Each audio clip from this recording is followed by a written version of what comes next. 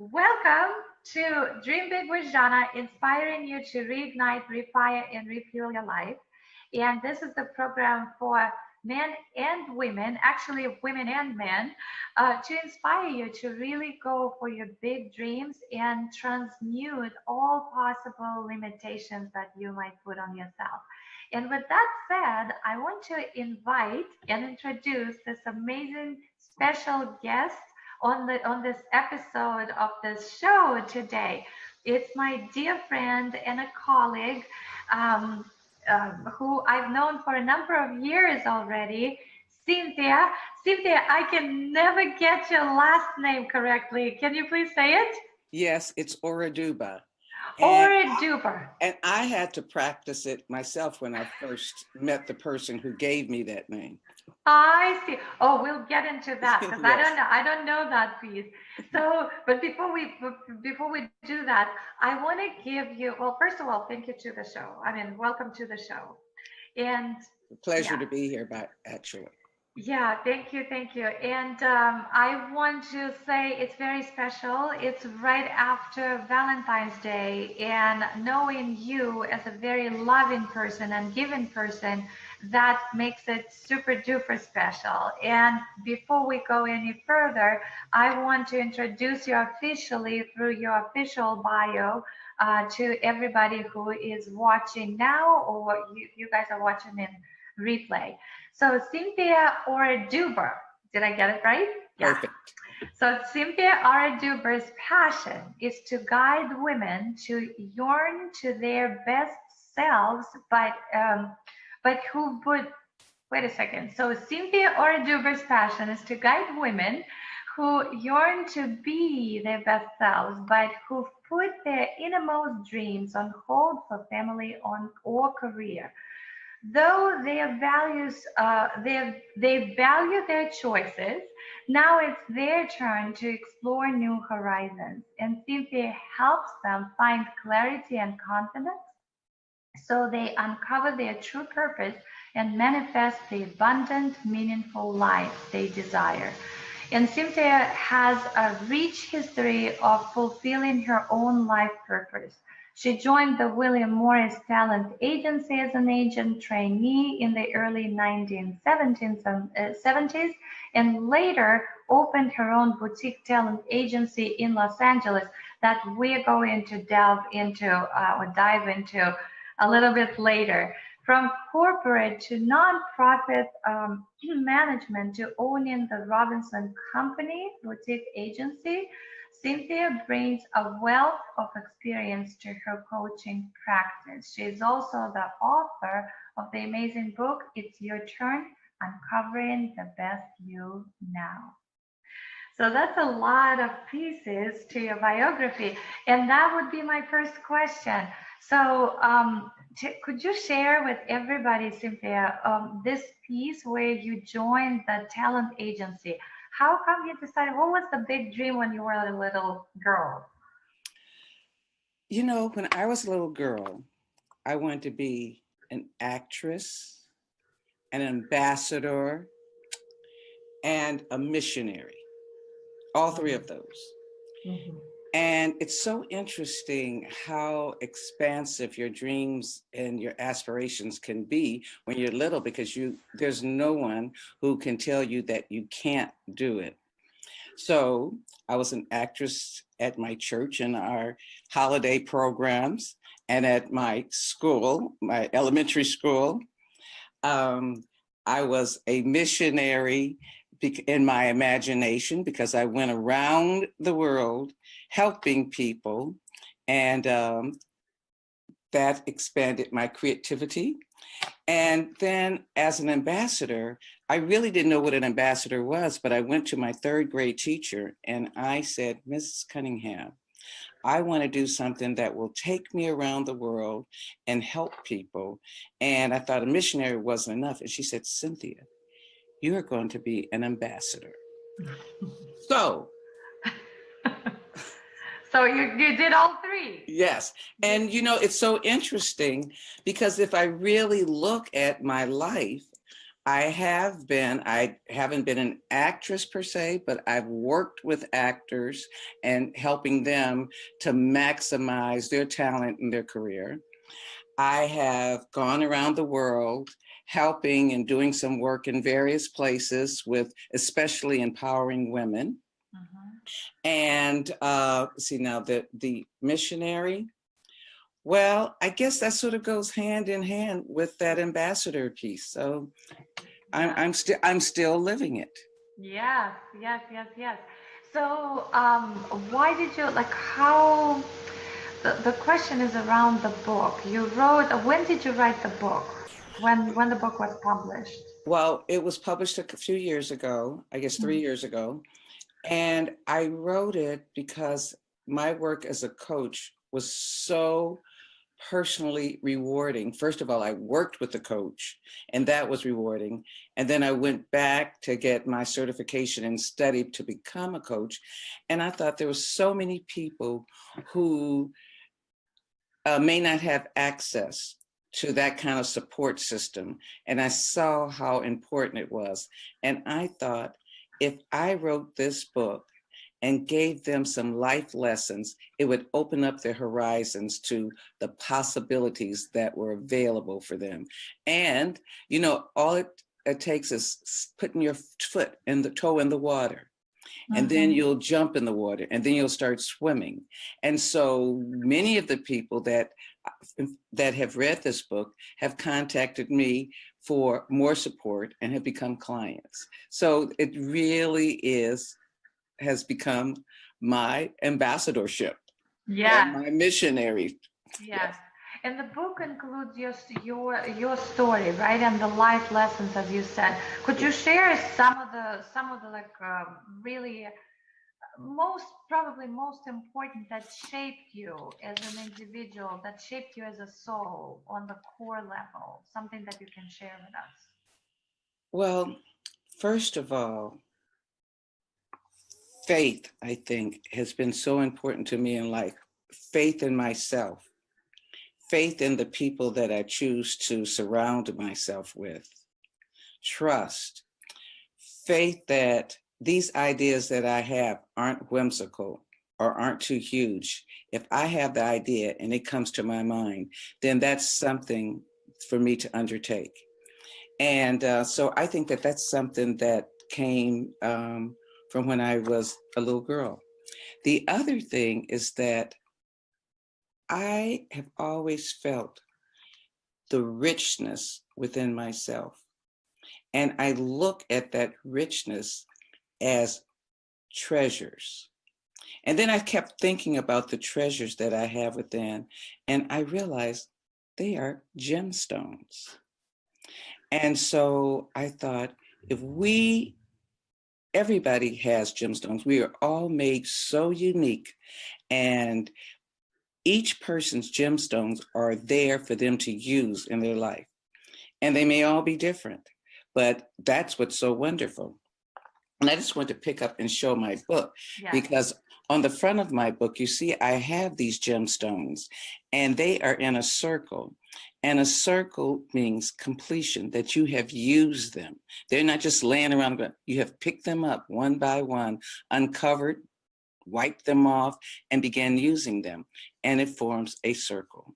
And so the life lessons in this book are about how to perform the circle of the treasures that are within. And then I just want to share one other thing, because I think this is fascinating. On the back, you see gemstones buried again. Well, just because you finish, you don't stop and sit down. That's the cue to go back and dig up and take more of these gems and begin using them over again. And if you look at like the logo for the Olympics and what have you, circle within a circle, that's because completion, then again, completion. And that's the work from this book. Oh my goodness, that's you don't even know. I don't think we ever touched on that. That's why I love that show. Is because my analogy in the coaching that I'm doing, the analogy for life is really the necklace. I usually show the necklace and the different beads. You call them the gemstones, and Yes. the beads or the gems that in each one is your life experience or the skills that you possessed or the emotions that you felt, and then they come in complete circle. And then guess what, Cynthia, on this show, usually at the end, I ask all the guests, what is this one gem out of your treasure chest? And you just showed the whole plethora. So how about we ruin the tradition and I ask you right now, what is the one gem out of this book that you can share with us? Like something, maybe a specific story that happened to you that helped shape you. Maybe it could be an impossible story, something that you thought was impossible for you, and then at the end it flipped over and you actually did it. It could be that. Or maybe you have a fearful story when you couldn't overcome the fear, and then something happened. So that would be really, really valuable. Do you have anything like that in store? Yes. Um, when you said fear, I have a tremendous fear. And my tremendous fear is of flying. And it's not because I think that the plane is going to crash. So few plane accidents. I do not like turbulence. I don't like the sensation of having my stomach drop. So as a result, I have such trepidation when I'm getting on a plane. Now, I already told you, I'm an ambassador. I'm a missionary. I can't do that in the comfort of my living room or in the comfort of my space. You have to move around to do that. Plus, I love the world. And so I realized now, how am I going to handle this? Do I let my fear get in the way of my mission and my dream and my goal?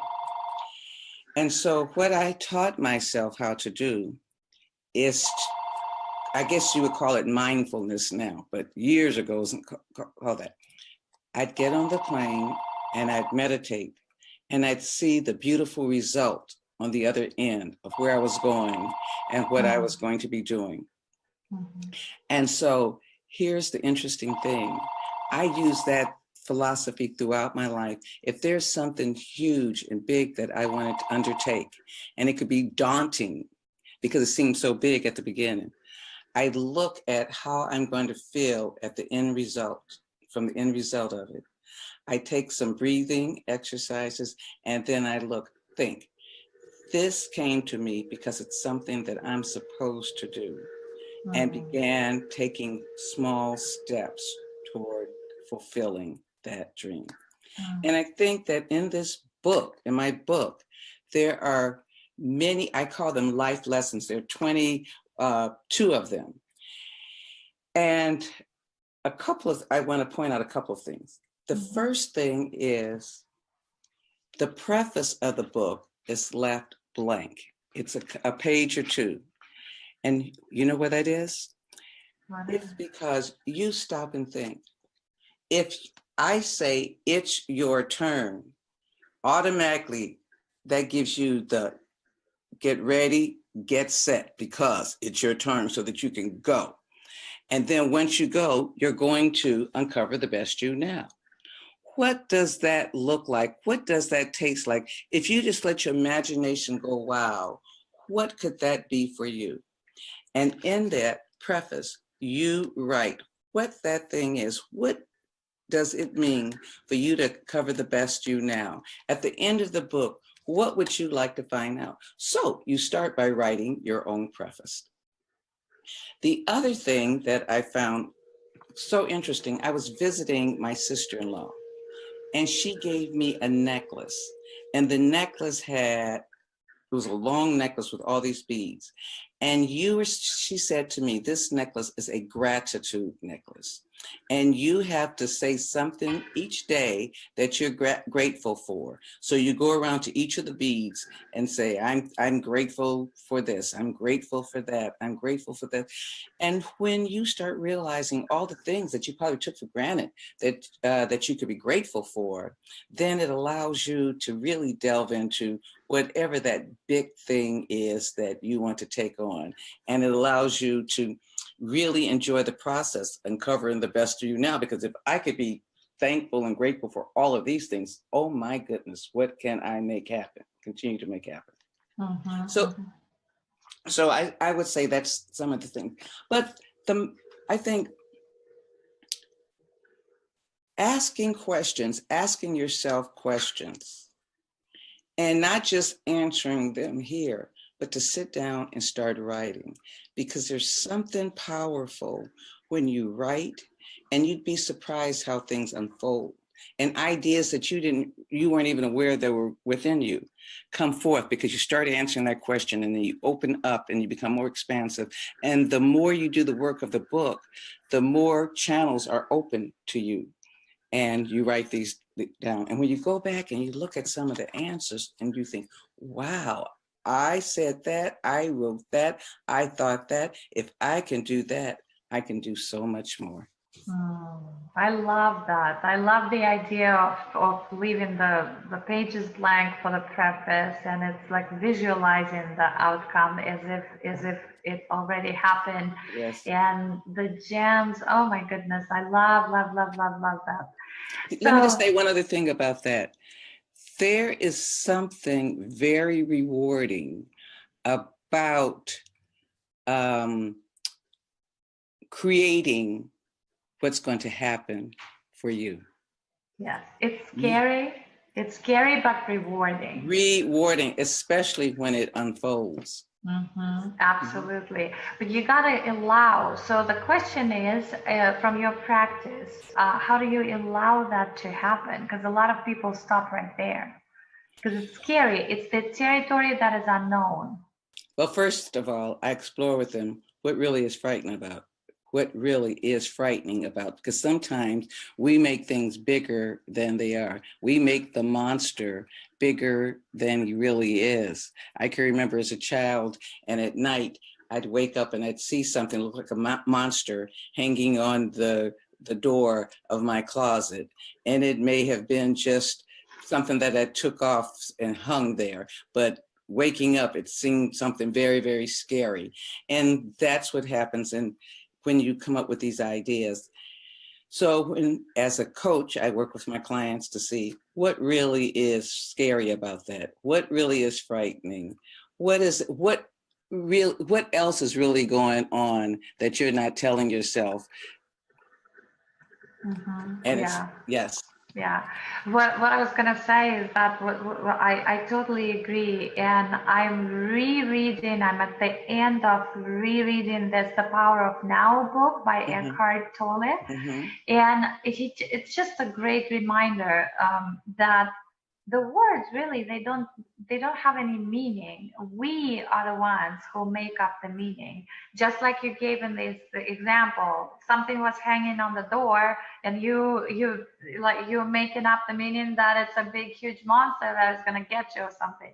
Yeah, it's really when we create the distance between ourselves and our thoughts. In that distance that you're talking about is where the miracles are born. It's amazing. Well said. Well, I'm just I'm piggybacking on what you just said. Cynthia, who was your best teacher, or who is your best teacher in life? Oh, can I name two people? Absolutely. Okay. One would be my grandmother.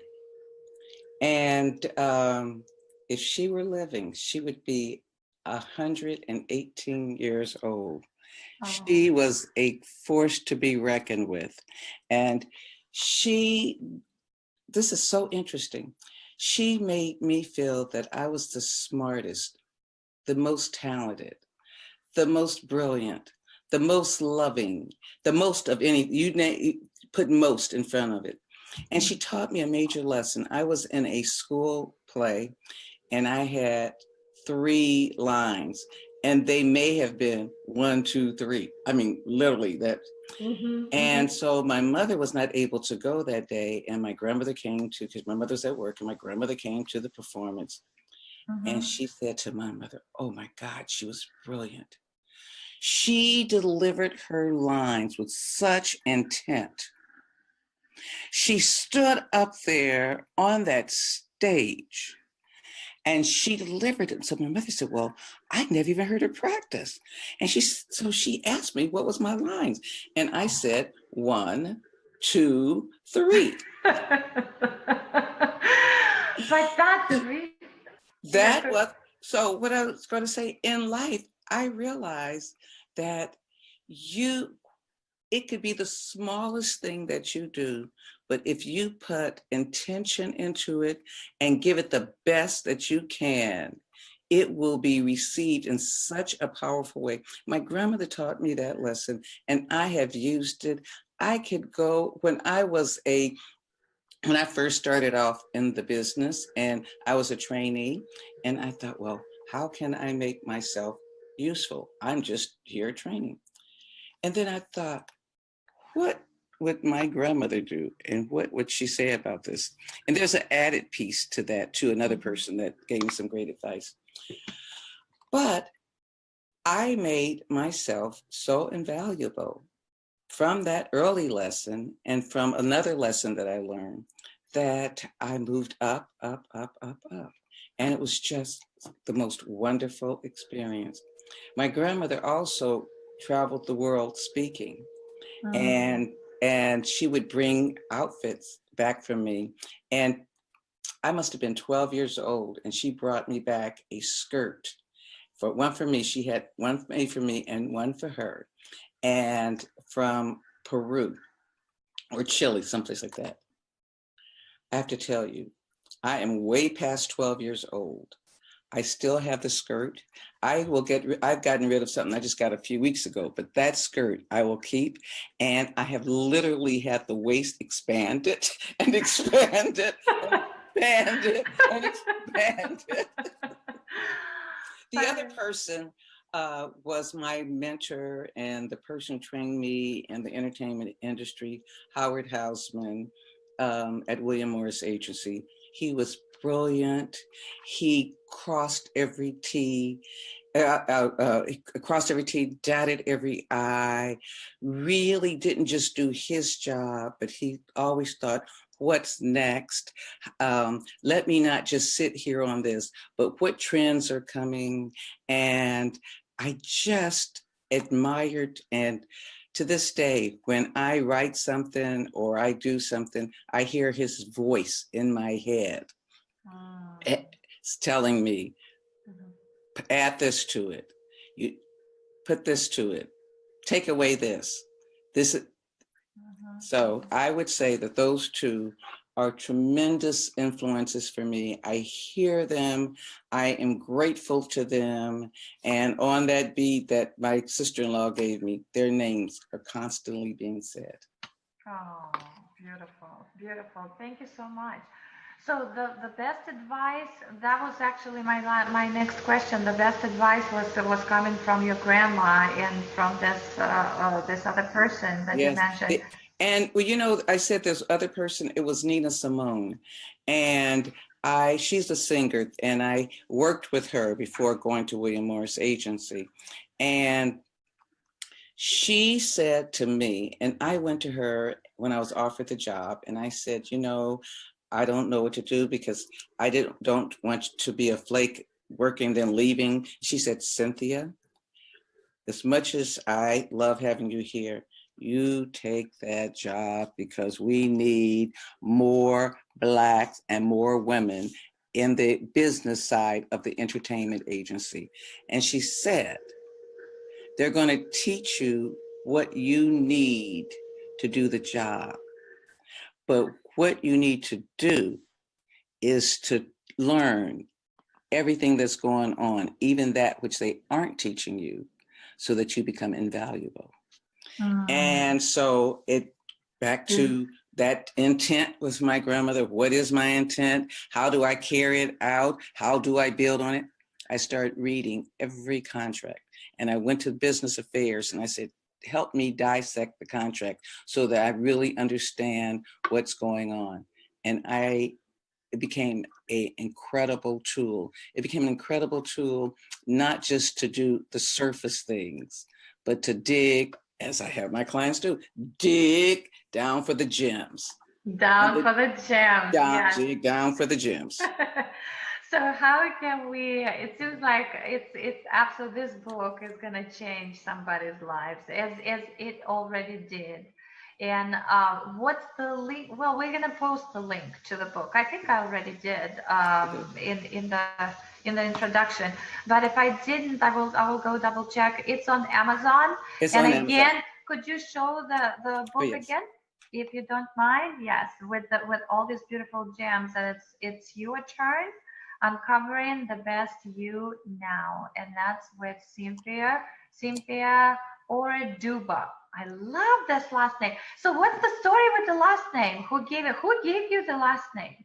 This fabulous, wonderful, wonderful man, and my husband is from Nigeria, and I met him 36 years ago, and we'll be married 35 years this year. Congratulations. And I went from Robinson to Oredugba, and it's still a joy. I don't have to wait for Valentine's Day to get the flowers and be pampered. Yes. Oh my goodness. And you just shining from within, Cynthia. I just love this.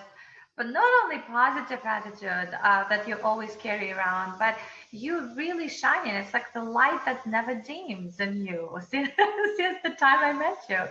So beautiful. It is a gift. It's a gift that I was given that I really, again, I guess my grandmother fueled it from when I was little. So I feel the blessing, and it's here. There's a song that I love. This little light of mine, I'm going to let it shine.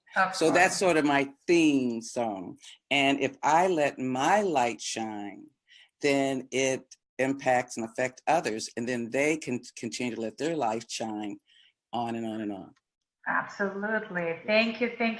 Yes. So, ladies and gentlemen, if you would love to speak with Cynthia about the book or about empowering yourself, and if you need support around stepping into your life's purpose, please get in touch with Cynthia through her website, which is Cynthia. No, it's called. I love actually the name of your coaching program, or it's called Coaching with Missing Piece, which is PEACE, right? Missing Piece Coaching. So the website is missingpiececoaching.com. That's where you can contact Cynthia. Also, grab a book from Amazon if you're inspired. I really would recommend that. And I know we're going to have Cynthia back. You're so inspiring, and I hope you guys got the value out of our conversation.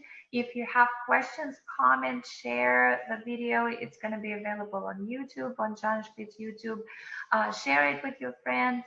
And just for now, before we close our Dream Big with Zhanna, inspiring you to reignite, refire, and refuel your life. Cynthia, any last piece of wisdom from you? Yes, I would like to challenge everyone looking at this. And this is a challenge. And I think that when you have a challenge, you either meet it, surpass it, or come close. And so my challenge to you is to uncover the best you now. I love that. Thank you, Cynthia. It was such a pleasure to be with you today. Really. Thank you. My okay. Pleasure. Thank you. See you next time.